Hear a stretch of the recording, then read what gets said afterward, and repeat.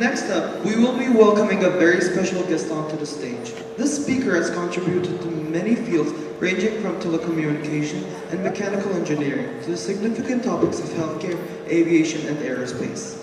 Our highly entrepreneurial and innovational guest, Kerem Özmen, serves as the partner of Kairos 50, a yearly acknowledgement of noteworthy startups and seed companies founded by dynamic and young entrepreneurs from around the globe. Furthermore, Kerem Özmen is also the managing director of Özmen Ventures, a Nevada-based company which aims to support and uplift businesses ready to provide the world and the region with groundbreaking solutions to the traditional problems. Now we invite the iconic entrepreneur Kerem Özmen.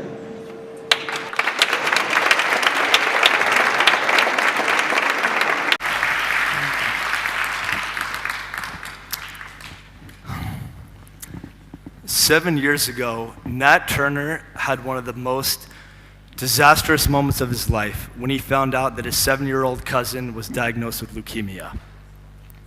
Nat was being sent from hospital to hospital, but doctors didn't know what to do and didn't have the right information to send him help.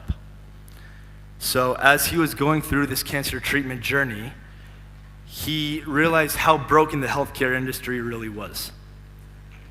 So he had no experience in healthcare before this, but seeing that, he decided to go through a process to build his own platform to get all patient records together from hospitals and then look at the data to see what's the best way to actually cure cancer. So he called this platform Flatiron Health. And right now they've collected over 2 million patient records and have looked at data to effectively cure a lot of the cancers out in the world today. So last year, he actually sold the platform for $2 billion and completely reinvented the cancer industry. Another story I'd like to tell you guys about is the two friends named Joe Gebbia and Brian Chesky. So these, mic's a little hard here. So for the two friends, Joe and Brian, lived in San Francisco in a small apartment, and they were on the verge of getting evicted. So what they did was they decided to buy an air mattress they would put in their apartment to start renting out to people. So the deal was they would have someone come in the place, they'd give them free internet access, and give them breakfast in the morning, and they would call the platform Air Bed and Breakfast, or Airbnb, as we know it today. They built this to a $30 billion company that completely changed the way that we look at the travel industry. The last person I want to tell you about is Marcus Village, who lived in Estonia, where he was dealing with the constant transportation issues every day of trying to find taxis and having expensive car services. So Marcus looked at what was going on in the US with Uber, and he decided to just build a similar platform in Estonia for the problems that they were seeing. Now, 5 years later, Marcus scaled this to be a billion-dollar company with 15 million users, and they're in over 50 countries today. So what do all of these stories have in common? These are all founders that were rethinking massive industries, but what's more important than that is all of these guys were 25 when they started their companies. And everyone here today really can be that person that makes the next global change, not in 5, 10, or 20 years from now, but actually today. So thank you guys for having me. My name's Kerem Özmen, and I spent the past couple of years talking to over 4,000 startup founders from around the world, and all of those founders have been tackling big problems in their different industries. I'm one of the partners at Kairos, where we've spent the past 10 years helping young entrepreneurs focused on the biggest global challenges in the world. The way we do this is we work with world leaders, CEOs, industry experts to tell us where the biggest problems are in the world so we can help focus the next generation of young minds on fixing those issues. So I'm here to talk to you today because right now is the best time in history for a young founder to really make a global change. And what I mean by that is there's really this unique timing coming together where a 19-year-old kid like Marcus from Estonia, or someone like Nat Turner that had no healthcare experience, can completely transform the industries that they were in. So if you look at the world today, technology is evolving faster than we've ever seen at an exponential level. There's 4.5 billion people that now have internet access, compared to 1.5 billion only 10 years ago. So if you think about the way we communicate now, everyone has a smartphone in their pocket, but really they didn't even become mainstream until about 10 years ago. So if I could ask everyone to just take your phone out of your pocket for a second and really just try to picture this.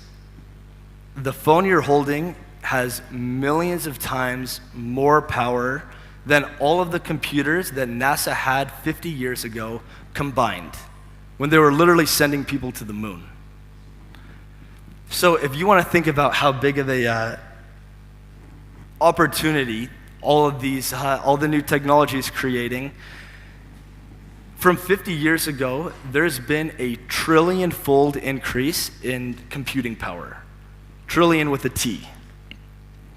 Technology is now costing millions of times less than any other point in history, and the scale and capacity of what technology can do is millions of times even higher on top of that.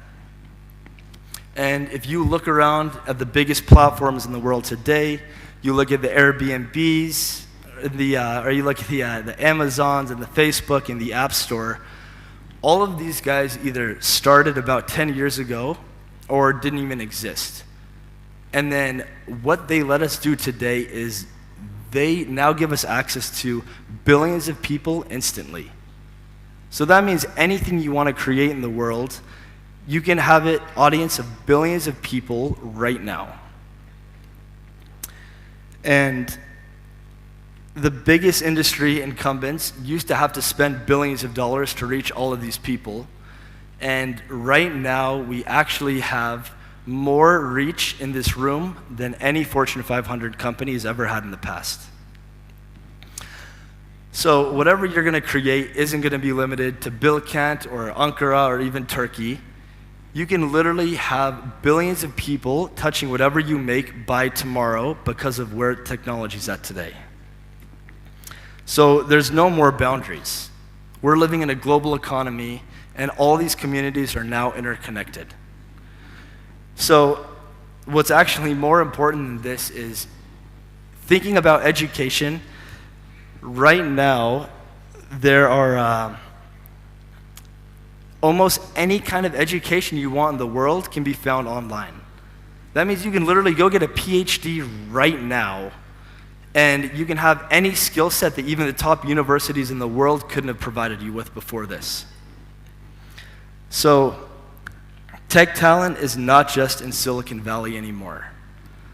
The world's tech talent is spread all across the world, and anyone can create a global changing company now. So let's go back to the story of Airbnb. What is it that made a couple of college kids that threw an air mattress in their living room so successful? Air mattresses always existed, people were always traveling, so what was it that actually changed right now? If you look around at the world, we're going through a global affordability crisis where everyday people can't afford basic human needs. This means that things like housing and healthcare and education are all increasing in cost, and a lot of the wages we're seeing actually haven't improved in almost 50 years. So thinking about that opportunity as an entrepreneur, these are trillion-dollar markets. If you're looking at education, you're looking at housing, healthcare, tackling a solution to these is not a multi-billion-dollar opportunity even. It's literally billions of people around the world that could use it and could be the biggest company that surpasses anything that an Amazon or a Facebook or anyone's ever made. And with that global affordability crisis, we're also seeing the increasing wealth divide kind of growing between classes. So now everyone knows about the ultra-rich, the ultra-poor, the middle class is getting squeezed, and then entrepreneurs are the only ones that can really be fixing these problems. Because if you look at this, all of the big incumbents aren't shifting. They're not making any of these big global changes because they don't want to. There's really no incentive for them to completely flip everything they've done in the past just to try a new idea. But as an entrepreneur, there's no more tech barriers that hold you back for any of this. The biggest global challenges are becoming the biggest global opportunities now for a founder to solve. Sorry, a little fix here. So young entrepreneurs are best equipped because they can move faster to build these big companies. They can reach billions of people instantly, and now you have all of the tech talent spread around the world to let you do it.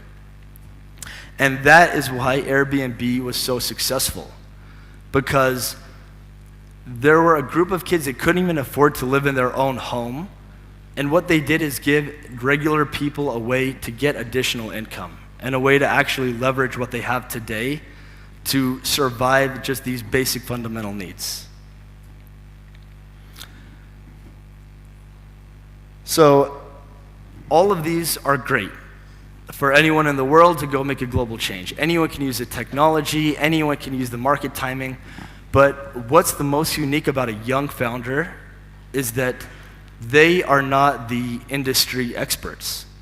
These aren't people that have been creating these old-fashioned methods for the past 10 or 20 years. These are kids that don't even know what does or doesn't work, and that is what gives them the power to make a complete global change by rethinking the way everything's been done in the past. So my favorite example of how drastic this kind of gap really is was there's this big healthcare conglomerate, multi-billion-dollar, called Johnson & Johnson. And they've spent 20, 30 years always coming up with what's the next best toothbrush? How do you get better bristles? How do you get an electronic handle? How do you analyze what people are doing? And then they were trying to figure out what's the next best innovation that's going to happen. So they invited a group of young entrepreneurs to come brainstorm with them to figure out the next idea. And the first question that all these people asked were, why does it have to be a toothbrush? And it seems like such a simple thing, but if you look back at toothbrushes, they were actually made in the ancient Egyptian times, and they haven't changed that much since. And it took that much time for someone to just finally come in the room and say, why can't we just rethink the way this is being done? So after this, the Johnson & Johnson guys went back to the labs, and then now they actually have a solution coming out that's a strip you can put on your tongue that protects your teeth the same way that brushing twice a day normally would. So these aren't these crazy, impossible problems to solve. Sometimes it just takes a really unique perspective to deal with it. And when I've been working with all of these thousands of founders around the world, I just realized there's one simple thing, and that's they think differently. They don't look at the lights in the room and say, how do I make this 10% more efficient? They're not looking at the cars on the road saying, how do I get 10% better gas mileage on these? That's the way that incumbents are thinking. Entrepreneurs are trying to rethink these industries and create entirely new solutions. So one of the guys I work with is a 19-year-old named Julian Rios, and he almost lost his mom to breast cancer when he was a child. But the reason why he almost lost his mom wasn't because it was such a horrible condition that can't be cured. It's because she went under a mammogram machine that told her she doesn't have a tumor when she actually did. So now she's alive and healthy today, but Julian made it his personal mission after this to go figure out a better solution. And if you look at mammograms today, people actually don't know that mammograms cause radiation, which means that a mammogram can cause you cancer just by getting tested. And even worse than that, mammograms are actually wrong 50% of the time.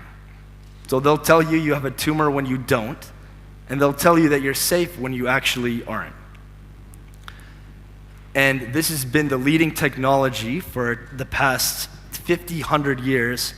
And Julian just was trying to think about, how do I not make a better mammogram, but how do I just fix the way that we look at breast cancer? And this 19-year-old kid took a little bit of time to do some research and see that as the thermal patterns in the breast start to fluctuate, that means there's a high chance that there's a tumor that's on the way. That simple way just let him create a new device that looks at the temperature fluctuation in the breast and then can diagnose breast cancer with 80% more accuracy than a mammogram is done, with zero radiation, and it costs $300 compared to $15,000 for a mammogram. So he wasn't trying to improve what doctors were doing. He really wanted to rethink what the actual problem was. And through all of my experiences, I've evolved because I understand that right now is the best time for young entrepreneurs to be creating these big global solutions for the biggest problems in the world. And right now is the best time in history for them to do that. Technology is faster and exponentially cheaper. You can reach billions of people now, and you can be the greatest tech talent in the world. You can get a group of friends in a room with a laptop and become a team of PhDs that want to go solve one of these problems. And we're going through a global affordability crisis right now that is opening up these billion-dollar industries that people have never touched before because the incumbents have been holding them off, and technology is now letting anyone access these industries and then transform them completely. The last piece is that the best minds to be rethinking with all of these tools really are the youngest founders, because they are the ones that can rethink the industry and think about what the actual fundamental needs are, because they're living in it every day and they're seeing it every day.